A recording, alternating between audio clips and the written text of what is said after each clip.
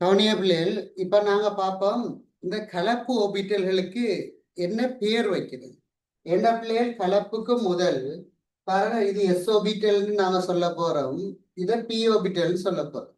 இப்ப கலப்பின் போது என்ன நடக்குது, எஸ்ஸும் பியும் கலந்து புதிய வடிவமுடைய, புதிய சக்தியுடைய, புதிய பருமனுடைய புதிய ஒபிட்டல்களை உருவாக்கும். அதாவது சமசக்தி, சம வடிவம், சம பருமனுடைய புதிய ஒபிட்டல் வந்திருக்குது. இதை பார்த்தா எஸ் என்ற வடிவமும் இல்லை, பி என்ற வடிவமும் இல்லை, வடிவம் வித்தியாசம். இப்ப எஸ் என்றும் சொல்ல இயலாது, பி என்றும் சொல்ல இயலாது. சக்தியை பார்த்தோம்னா பிள்ளைகள் எஸ் ஓபிட்டலுக்கும் பி ஓபிட்டலுக்கும் இடைப்பட்ட சக்தியா இருக்கு. உங்களுக்கு தெரியும், எஸ் ஓபிட்டல் குறைந்த சக்தியையும் பி ஓபிட்டல் பெரிய ஓபிட்டல்ன்றதால கூடிய சக்தியையும் கொண்டிருக்கு. ஆகவே பிள்ளைகள் இப்ப கலப்பு நிகழ்ந்ததுக்கு பிறகு உருவான புதிய ஓபிட்டல் சக்தியை பார்த்தோம்னா ரெண்டுக்கும் பொதுவாக இருக்கு. இப்ப நாங்க இதை ஒரு சக்தி எதிர் ஒபிட்டல் வரைபடத்துல கீறி பார்த்தோம்னா கவனிய பிள்ளைகள், இப்ப இது ஒபிட்டல், இதுல y அச்சில சக்திக்கான வரைவு நாங்க கீறி பாருங்க பிள்ளைகள். எஸ் ஒபிட்டல் சக்தி இது 2s இவ்விடத்துல இருந்தா பி ஓபிட்டல் சக்தி பாத்தீங்கன்னா பிள்ளைகள் உயர்வாக இருக்கு, எஸ்ஸை விட பி சக்தி கூடும். ஆக இது 2p இருக்கு. அப்ப இது ரெண்டுமே அணு ஓபிட்டல்கள். இப்ப ரெண்டும் கலப்படைந்து உருவாக்குன இந்த ஒபிட்டல் இருக்குதானே பிள்ளைகள், புதுசாக 4 புதிய ஒபிட்டல்கள் உருவாக போகுது. என்ன பிள்ளைகள், கலப்பில் 4 ஒபிட்டல் ஈடுபட்டா புதிய 4 ஒபிட்டல் உருவாகும். அப்ப இந்த ஒபிட்டல்களோட சக்தி பாத்தீங்கன்னா பிள்ளைகள், பி ஓபிட்டல் சக்திக்கும் எஸ் ஓபிட்டல் சக்திக்கும் இடைப்பட்ட சக்தியா இருக்கு. எஸ் விட கூட பியை விட குறையும். ஆகவே பிள்ளைகள் இப்ப இந்த ஒபிட்டலுக்கு என்ன பேர் வைக்கிறேன்றதை நாங்க இப்ப பார்க்க போறோம். எனவே பிள்ளைகள் எஸ் என்றும் சொல்ல இயலாது, பி என்றும் சொல்ல இயலாது, ரெண்டும் மிக்ஸ் ஆகி இருக்கிறதால எத்தனை ஒபிட்டல்கள் கலப்புல ஈடுபட்டு ஒரு எஸ்ஸும் 3 பியும். எனவே இந்த ஒபிட்டல்களுக்கு sp3 ஒபிட்டல்கள்னு பேர் வைக்கலாம். இப்ப 4க்குமே பேர் பிள்ளைகள் sp3 ஒபிட்டல். ஆகவே பிள்ளைகள் இங்க பாருங்க, இந்த 4ம் sp3 கலப்பு ஒபிட்டல்கள் என அழைக்கப்படும். அதன் சக்தியை தான் நான் இங்கே தெரிவிக்காட்டிருக்கேன். விளங்குதா பிள்ளைகள்? அப்ப சக்திக்கும் ஒபிட்டல்களுக்கும் இடையில கிராஃப கீர்னா உங்களுக்கு விளங்குது, எஸ் ஒபிட்டலை விட பிஓ அதாவது எஸ் ஒபிட்டலை விட பி ஒபிட்டல் சக்தி கூட, அதாவது எஸ் உபசக்தி மட்டத்தை விட பி உபசக்தி மட்டம் சக்தி கூட. ஆகவே இந்த ஒபிட்டல்களும் சக்தி கூடியதா இருக்கும். கலப்பு ஒபிட்டல்களோட சக்தி ரெண்டுக்கும் இடைப்பட்டதாக இருக்கு. அப்ப இப்ப கவனிய பிள்ளைகள், இந்த கலப்புல நீங்க பாத்தீங்கன்னா பிள்ளைகள் அவ்வளவு முக்கியமான ஒரு விஷயம் விளங்கணும். கலப்பில் நிகழும் போது பிள்ளைகள் ஒரு தனி இலத்திரனை கொண்ட ஒரு ஒபிட்டலும் கலப்பில ஈடுபட முடியும், சோடி இலத்திரன்களை கொண்ட ஒரு ஒபிட்டலும் கலப்பில ஈடுபட முடியும். தனி இலத்திரனை கொண்ட ஒரு ஒபிட்டல் கலப்புல ஈடுபட்டா அந்த கலப்பு ஒபிட்டலுக்குள்ள அந்தந்த தனி இலத்திரங்கள் இருக்கணும். சோடி இலத்திரங்களை கொண்ட ஒரு ஒபிட்டல் கலப்புல ஈடுபட்டா பிள்ளைகள் அந்த சோடி இலத்திரன் அந்த கலப்பு ஒபிட்டலுக்குள்ள இருக்கணும். உதாரணமாக நைதரசன் கலப்புல ஈடுபடுற நைதரசன் அணுவன் 7, அதுல இலத்திர நிலையம் பாருங்க 1s2 2s2 2p3. இங்க பாத்தீங்கன்னா பிள்ளைகள் இது கலப்புல ஈடுபடும் பொழுது பாருங்க இந்த எஸ் ஒபிட்டல் சோடியா தான் இருக்கும் 2s2. பி ஒபிட்டல் பாருங்க பிள்ளைகள் இப்படி சிங்கிளா இருக்கு. ஆகவே இது இந்த நைதரசன் கலப்பில் ஈடுபடும் பொழுது எப்படி கலப்பில் ஈடுபடணும்டா பாருங்க பிள்ளைகள். அதன் உதாரணமா இது sp3 கலப்புல ஈடுபட போன்னு வச்சுக்கொள்ளுங்களேன். நைதரசன் sp3 கலப்புல ஈடுபடுதுண்டா என்ன நடக்கணும், இந்த சோடி இலத்திரனை கொண்ட ஒபிட்டல் பாருங்க இந்த தனி இலத்திரனை கொண்ட பி ஒபிட்டலுடன் கலப்புல ஈடுபட போகுது. இது 4 ஒபிட்டலும் கலப்புல ஈடுபட்டா sp3 கலப்பு, ஒரு எஸ்ஸும் 2 பியும் கலப்புல ஈடுபட்ட sp2 கலப்பு, ஒரு எஸ்ஸும் ஒரு பியும் கலப்புல ஈடுபட்ட sp கலப்பு. இந்த 3 வகையான கலப்புகள் தான் பிள்ளைகள் நாங்க அடுத்தா படிக்க போறோம். எங்களோட சிலபஸ்ல இருக்கிற கலப்பின் வகைகள் 3, sp3 sp2 sp. இதை தவிர கலப்புகள் இருக்குது, அதை எங்களோட சிலபஸ்ல இல்ல. அப்ப கவனிங்க, இது sp3 கலப்புல ஈடுபடும் பொழுது பாருங்க பிள்ளைகள், எஸ்ஸும் 3 பியும் கலப்புல ஈடுபடணும். sp3 கலப்பண்டா புதிய 4 ஒபிட்டல்கள் உருவாகும்.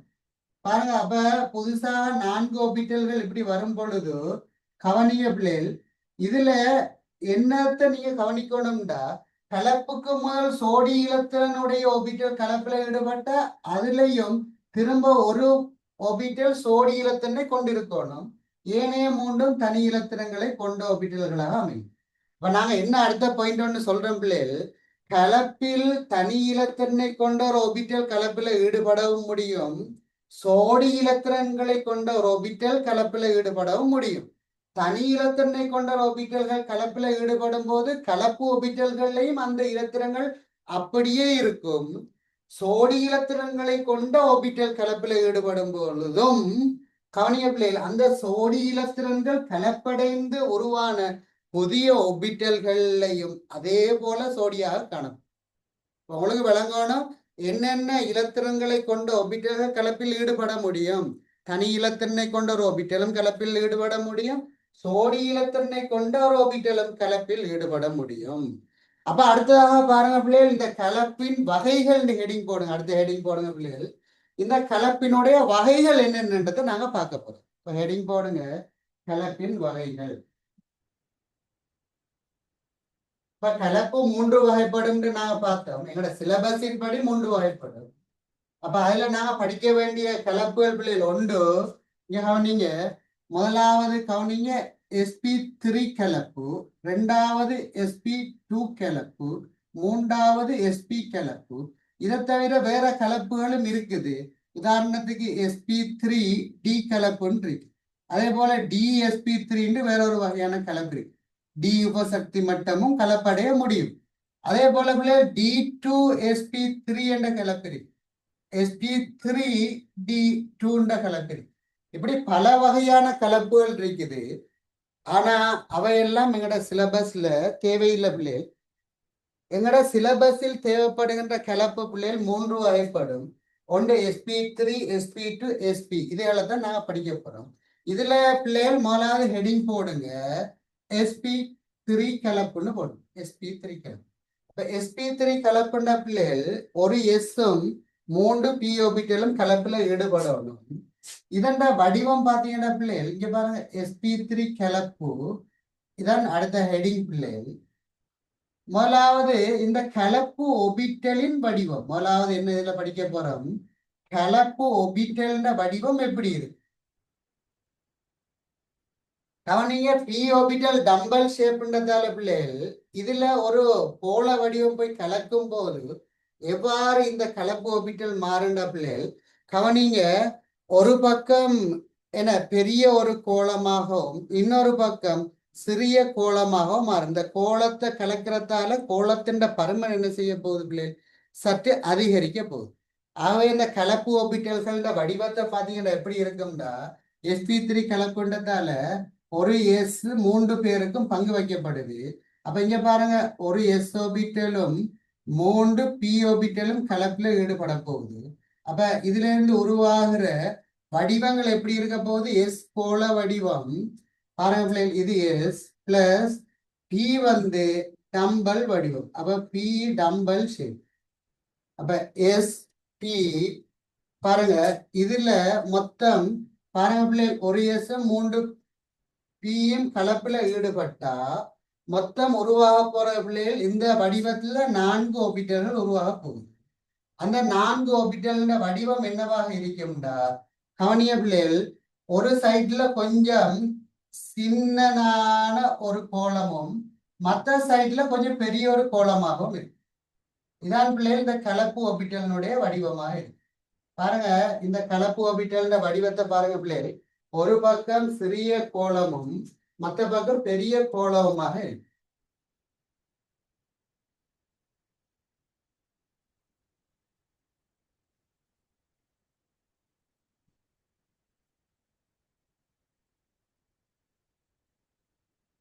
இதான் பிள்ளைகள் sp3 கலப்பு ஆர்பிட்டலின் வடிவம். கலப்பு ஆர்பிட்டல்.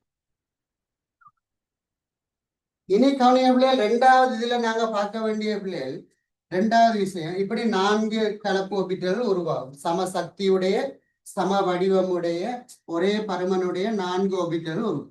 இரண்டாவது, இந்த கலப்பு ஒபிட்டல்கள் மைய அணுவில் ஒழுங்கமைந்துள்ள விதம் என்ன? கலப்பு ஒபிட்டல்களின் ஒழுங்கமைவு எப்படி இருக்கு? ஒழுங்கமைவு, அதாவது இதை நாங்க ஒரியன்டேஷன் சொல்லுவோம், திசைகோள்னு சொல்லலாம். ஒரியன்டேஷன் அல்லது இதுக்கு இன்னொரு தமிழ் வார்த்தை இருக்குது, கவனிங்க பிள்ளைகள். இந்த ஒழுங்கமைவுக்கு இன்னொரு தமிழ் வார்த்தை பிள்ளைகள் திசைகோள். திசைகோள்னு சொல்லலாம். கலப்பு ஒபிட்டல்கள் என்னென்ன திசையில எப்படி ஒழுங்கமைந்திருக்க போகுது? உதாரணத்துக்கு பிள்ளைகள் கார்பன் sp3 கலப்பா இருந்தா கார்பன் 4 ஒபிட்டல்களும் எவ்வாறு ஒழுங்கமைந்திருக்குன்னு பார்க்க போறோம். அப்ப பாருங்க பிள்ளைகள், இந்த கலப்பு ஒபிட்டல்களுக்குள்ள உண்மையிலே யார் இருக்க போறாருண்டா இலத்திரங்கள் இருக்க போகுது. இலத்திரன்கள் மறையேற்றம் ஒத்த ஏற்றங்கள் ஒன்றை ஒன்று தள்ளும் என்பதனால இந்த கலப்பு ஒபிட்டல்களுக்கு இடையில ஒரு தள்ளல் விசை உருவாகும். எனவே பிள்ளைகள், இந்த தள்ளுப்பட்டு கொண்டு வந்தால் அந்த மூலகம் உறுதியற்றதாக மாறிடும். எனவே அந்த தள்ளலை குறைப்பதற்காக அந்த இலத்திரங்கள் என்ன செய்யும்டா பிள்ளைகள், தங்களுக்கு இடையே ஆளுக்கால் தூரத்துக்கு போகணும். அப்ப கிட்ட இருந்தா தானே தள்ளுப்படும். ஒத்த ஏற்றங்கள் கிட்ட இருந்தா தள்ளல் அதிகமா இருக்கு. தள்ளலை குறைக்கணும் என்ன பிள்ளைகள் செய்யணும்? கொஞ்சம் கொஞ்சமா தூர போகணும், நகரணும். அவ்வாறு தூர போகும்போது தள்ளலை குறைவாக்குற ஒரு வடிவத்தை பெற்றுக்கொள்ளும். அதைத்தான் நாங்க சொல்லுவோம், அது ஒரு முப்பரிமாண வடிவம். அந்த வடிவங்களை நாங்க சொல்லுவோம் கேத்திர கணித வடிவங்கள் சொல்லுவோம். உதாரணமா பிள்ளைகள், 2 பேருக்கு இடையில உள்ள தள்ளல் விசையை குறைக்கணும்டா நம்ம என்ன செய்யணும்? 2 இலத்திரங்கள் இருக்குது, தள்ளலை குறைக்கணும்டா அவங்க எப்படி நகருவாங்க பிள்ளைகள்? ஆளுக்கால் தூர தூர போவாங்க. உதாரணமா 2 பேர் இருக்கிறாங்கன்னு வச்சுக்கொள்ளுங்களேன். தள்ளலை குறைக்கண்டா அவர் எந்த அளவுக்கு தூர போவார், நான் உதாரணமா ஆற்றால் நான்டா நான் எந்த அளவுக்கு தூர போவேன். 2 பேரையும் இணைக்கிற கோடு என்னவா இருக்கும் பிள்ளைகள்? நேர்கோடா இருக்கும். அதே போல 3 பேருக்கு இடையில தள்ளலை குறைக்கணும்னு நாங்க எடுத்துக்கொண்டா ஒரு ஆள் இந்த திசையில தூரமா போவார், ஒரு ஆள் இன்னொரு திசையில தூரமா போவார், ஒரு ஆள் இன்னொரு திசையில தூரமா போவார். அப்ப 3 பேரும் ஆளுக்கால் விலகி போனா தள்ளல் குறையும். 3 பேரையும் இணைக்க பிள்ளைகள் என்ன உருவம் வரும்? முக்கோணம் வரும். அதே போல 4 பேருக்கு இடையில உள்ள தள்ளல் விசையை குறைக்க வேண்டா 3 பேர் முக்கோண வடிவுல போவாங்க, ஒரு ஆள் மேல போயிடுவார். ஏண்டா இது ஒரு முப்பரிமாண வடிவம். நீளம் அகலத்துல மட்டும் இல்ல வடிவம் உருவாகும். முப்பரிமாணத்துல ஒரு ஆள் மேலுக்கு போனாலும் பிள்ளைகள் மையானவுல இருந்து மேலுக்கு போய் இருக்கலுமே ஓரளவு தூரத்துல. அப்ப அவங்களுக்கு இடையில தள்ளுகை குறையும் தானே.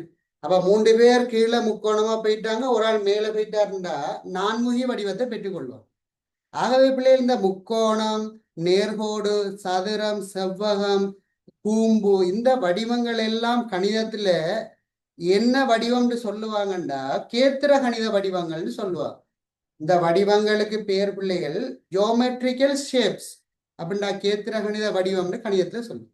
ஆகவே நீங்க பாருங்க பிள்ளைகள், என்ன உங்களுக்கு முக்கியமா விளங்கணும் பாருங்க, இந்த கலப்பு ஒபிட்டல்களின் ஒழுங்கமைவு அல்லது திசைகோள் எப்படி இருக்கும்டா 4 கலப்பு ஒபிட்டல் இருக்கிறதால 4லையும் இலத்திரங்கள் காணப்படுது. 4 பேர் தமக்கிடையேயான தள்ளலை இழிவாக்குவதற்கு முப்பரிமாண வெளியில் ஒழுங்கமையும் போது என்ன வடிவத்தை பெற்றுக்கொள்வாங்கண்டா நான்முகி வடிவத்தை பெற்றுக்கொள்வாங்க. 2 பேர் தமக்கிடையேயான தள்ளலை இழிவாக்கணும்டா தூர தூர போவாங்க, நேர்கோட்டு வடிவம். 3 பேர் போனா ஒரு ஆள் இப்படி இப்படி 3 பேர் போனா முக்கோண வடிவம். 4 பேர் போனா நான்முகி வடிவம் பிள்ளை. 3 பேர் கீழே முக்கோணமா போவாங்க, மேல ஒரு ஆள் போவாங்க. ஏன்னா முப்பரிமாண வடிவங்கள்னு நான் சொல்றேன். ஆகவே பிள்ளைகள் 4 பேர் தமக்கிடையான தள்ளலை இழிவாக்குவதற்காக மைய அணுவில் 4 கலப்பு ஒபிட்டல்களும் நான்முகி வடிவத்தில் ஒழுங்கமைந்திருக்கு. ஆகவே அந்த வடிவத்தை கீழன் கவனிய பிள்ளைகள், இங்க பாருங்க கலப்பு ஒபிட்டல்களின் வடிவம் எப்படி இருக்கும்டா கவனிங்க. இதான் கார்பன் அந்த கருவுண்டு எடுத்துக்கொண்டா இங்க பாருங்க, ஒரு ஒபிட்டல் இந்த வடிவத்துல இப்படி இருக்கும்டா. ஒரு ஒபிட்டல் கவனிய பிள்ளைகள் இந்த வடிவத்துல இப்படியே வந்தா இதுல ஒரு சின்ன நோபோடு நாங்க இங்க கிடைக்கும்.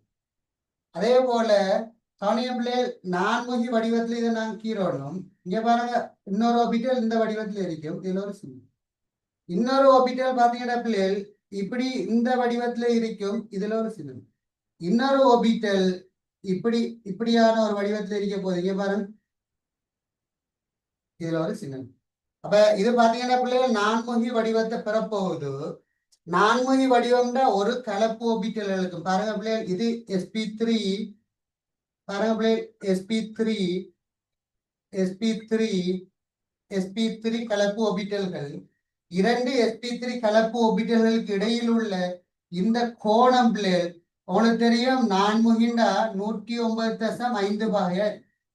அப்ப கலப்பு ஒபிட்டல்களின் வடிவம் என்ன, ஒழுங்கமைவு என்ன பிள்ளை? கலப்பு ஒபிட்டல் வடிவம் பாத்தீங்கன்னா டம்பல் ஷேப்ல ஒரு பக்கம் நீள்வட்டமா கொஞ்சம் கூடிய டம்பல் ஷேப். ஒழுங்கமைவு அல்ல திசைகோள், கலப்பு ஒபிட்டல்களின் ஒழுங்கமைவு அல்ல திசைகோள் எப்படி இருக்கும்டா?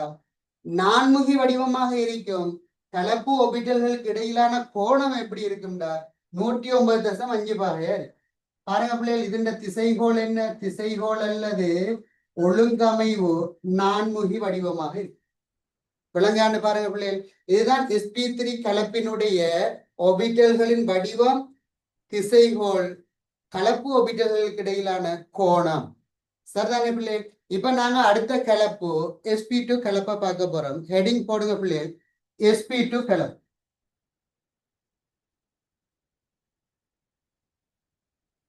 அப்ப sp2 கலப்புல பிள்ளைகள் கவனிங்க, ஒரு எஸ்ஸும் 3 பியும் கலப்புல ஈடுபடணும். அந்த கலப்புக்கு பேர் தான் பிள்ளைகள் sp2 கலப்பு.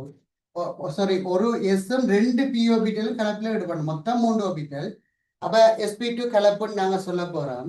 கவனிங்க, நீங்க பாத்தீங்கன்னா தெரியும் பிள்ளைய, எல்லா கலப்புலையும் எஸ் இருக்குது, ஆனா பி தான் குறைய போகுது. பாருங்க, sp3னா 3 பி ஒரு எஸ், sp2ண்டா ஒரு எஸ் 2 பி, sp கலப்புண்டா ஒரு எஸ் ஒரு பி. அப்ப பி எண்ணிக்கை குறையுது பிள்ளைகள், பி ஓபிட்டல் எண்ணிக்கை குறையுது, ஆனா எஸ் ஓபிட்டல் இல்லாம கலப்பு இல்லை. ஏன் அப்படின்ற பிள்ளைகள் உங்களுக்கே தெரியும்.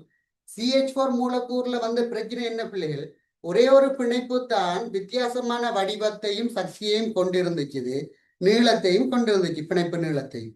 அப்ப அதனாலதான் இந்த கலப்புண்ட தியரியே உருவாக காரணம் என்ன? கார்பனில் இருக்கின்ற எஸ் உபசக்தி மட்டம்.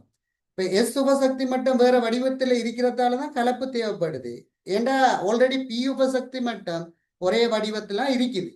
ஆகவே பிள்ளைகள் எஸ் இல்லைன்னா கலப்பே தேவையில்லையே. எஸ் உபசக்தி மட்டம் இல்லைன்னு வச்சுக்கொள்ளுங்க, அப்புறம் என்னத்தை கலப்பு? ஏற்கனவே பி ஒரே வடிவத்துல இருக்கு பிள்ளை. அப்ப அது ஒரே வடிவத்துல உள்ளாக்களை கலந்து ஒரே வடிவத்தை உருவாக்க வேண்டிய தேவை ஒன்று இல்லையே. அப்ப கலந்து எல்லாத்தையும் ஒரே மாதிரி உருவாக்கொண்டா வேறுபட்ட ஆக்கள் இருக்கணும். அதுல வேறுபட்ட ஆள் யார் பிள்ளைகள்? இங்க பி சமன். அப்ப அதுல வேறுபாடு இல்ல. எஸ் ஓபிட்டல் இல்லாட்டி கலப்பே இல்லைன்னு விளங்கிக் கொள்ளுங்க. அப்ப எஸ் இல்லாத கலப்பு இல்லை, எஸ் கட்டாயம் இருக்கும். ஆகவே கவனிய பிள்ளைகள், அப்ப sp2 கலப்பு ரெண்டாவது கலப்பு. இதண்ட மூலம் நாங்க என்ன பார்க்க போறோம்? கலப்பு ஒபிட்டலின் வடிவம் பார்க்கணும். கலப்பு ஒபிட்டலின் வடிவம், ஒபிட்டலின் வடிவம் பாருங்க. கலப்பு ஒபிட்டலின் வடிவம், இதுல ஒரு எஸ் பாருங்க பிள்ளைகள் 2 பி கலப்புல ஈடுபடுது. எனவே பிள்ளைகள் இதுல இருந்து உருவான கலப்பு ஒபிட்டல் எப்படி இருக்கும்டா, எஸ் கோள வடிவம் பழம மாறி, பி பிள்ளைகள் dumbbell shape, P dumbbell shape. அப்ப பி டம்பல் வடிவம், எஸ் கோள வடிவம், பி டம்பல் வடிவம். கவனிங்க, பி டம்பல் ஷேப், டம்பல் ஷேப்ல வருது. இப்ப இதுல பெர்சன்டேஜ் பாத்தீங்கன்னா பிள்ளைகள் ஒரு எஸ் 2 பின்னதால sp3 விட பி அளவு குறையுது. sp3ல ஒரு எஸ் 3 பி. இந்த கோலம் பங்கு வைக்கும் போது sp3ல ஒரு பக்கம் நல்லா நீட்டா இருந்துச்சு தானே பிள்ளைகள்? ஏன்னா பி ஆதிக்கம் கூட 3 பி இருந்துச்சு. இங்க பி ஆதிக்கம் குறையுது பாருங்க. ஒரு எஸ்க்கு sp3 கலப்புல 3 பி. அப்ப 3 பி ஓபிட்டல் இருந்தா பி தானே அதிகம். அப்ப பி ஆதிக்கம் கூட, அதனால பி என்ற டம்பல் ஷேப் தான் கூடுதலா இருந்துச்சு. இங்க 2 பி தானே பிள்ளைகள் இருக்கு. அப்ப டம்பல் ஷேப் கொஞ்சம் என்ன செய்ய போகுது? இங்க குறைய போகுது. அப்ப கோலம் எஸ் ஆதிக்கம் கூட போகுது. அதனால பிள்ளைகள் அதே மாதிரி இப்படி லோப் வரக்கல, ஆகலும் சின்ன லோப் ஒரு சைட் வராது பாருங்க, கொஞ்சம் பெருசாகவும் வரும். மற்ற ரெண்டாவது இது ஆகலும் நீளமா வராது, ஒரு சைட்ல கோலம் கொஞ்சம் கூடி இப்படி பெரிய கோலமா வரும். பாருங்க, அந்த அளவுக்கு நீளமான ஒபிட்டலை உருவாக்காது. sp3 அளவுக்கு நீளம் இல்லை, ஏன்னா பி குறையுது. எனவே பிள்ளைகள் இதுதான் sp2 கலப்பு ஒபிட்டலின் வடிவம், கலப்பு ஒபிட்டலின் வடிவம். பாருங்க, கலப்பு ஒபிட்டலின் வடிவம். இனி பாருங்க பிள்ளைகள், இந்த sp2 திசைகோள் எப்படி இருக்கும்டா? கவனிங்க, sp2 திசைகோள் எப்படி இருக்கும்டா பிள்ளைகள்? பாருங்க 3 ஒபிட்டல் தான் கலப்புல ஈடுபட்டிருக்குது. ஆகவே வரப்போறது பிள்ளைகள் 3 பாருங்க பிள்ளைகள் ஒபிட்டல்கள் தான் இங்கேயும் உருவாக போகுது கலப்பு ஒபிட்டல். இப்ப மையானவை சுற்றி 3 பேர்ல இருக்கிற அந்த தனி இலத்திரன்களும் 3 பேர்ல இருக்கிற இலத்திரன்களும் தனி இருக்கலாம், அப்படி சோடியம் இருக்கலாம். அப்ப 3 ஒபிட்டல் கலப்பு ஒபிட்டல்கள் உள்ள இலத்திரன்களும் தமக்கு இடையேயான தள்ளலை குறைக்கணும்டா முப்பரிமாண வெளியில என்ன வடிவத்தை பெற்றுக்கொள்வாங்க பிள்ளைகள்? பாருங்க, தள முக்கோண வடிவத்தை பெற்றுக்கொள்வாங்க. அப்ப 3 பேருக்கு இடையில தள்ளலை குறைக்கணும்னா 3 பேரும் தூர தூர போகணும். அப்ப 3 பேரை இணைச்ச என்ன வடிவம் வரும்? முக்கோண வடிவம் வரும். ஆகவே பிள்ளைகள் இங்க பாருங்க, உதாரணத்துக்கு தான் காபண்ட கருவாய் இருந்தா பாருங்க, தள முக்கோண வடிவத்துல இப்படி கலப்பு ஒப்பிட்டல்கள் ஒழுங்காமையும் பாருங்க பிள்ளைகள் இப்படி வரலோ. இங்க பாருங்க, அடுத்தது தள முக்கோண வடிவம் மாதிரி இருக்கும். ஆகலும் நீளம் இருக்காது, கொஞ்சம் இது நீளம் குறைஞ்சதாக இருக்கும். இப்படி ஓவல் ஷேப் கூடியா இருக்கு. அதே போல பிள்ளைகள் அடுத்த ஒபிட்டல் பாத்தீங்கன்னா இப்படி இருக்கும். அப்ப இது பாத்தீங்கன்னா பிள்ளைகள் தள முக்கோண வடிவம். இது sp2 sp2 sp2 என்ற கலப்பு ஒபிட்டல்களாக இருக்க போகுது. இவற்றுக்கு இடையேயான பிணைப்பு கோணம் இல்லை பிள்ளைகள், கலப்பு ஒபிட்டல்களுக்கு இடையிலான கோணம் தள முக்கோணம்ன்றதால 120 பாகையா இருக்கு. விலங்காண்டு பாருங்க பிள்ளைகள், விலங்காண்டு பாருங்க. அப்ப தள முக்கோண வடிவம்ன்றதால 120 பாகை. அடுத்தது பிள்ளைகள், அப்ப இதன் திசைகோள் அல்லது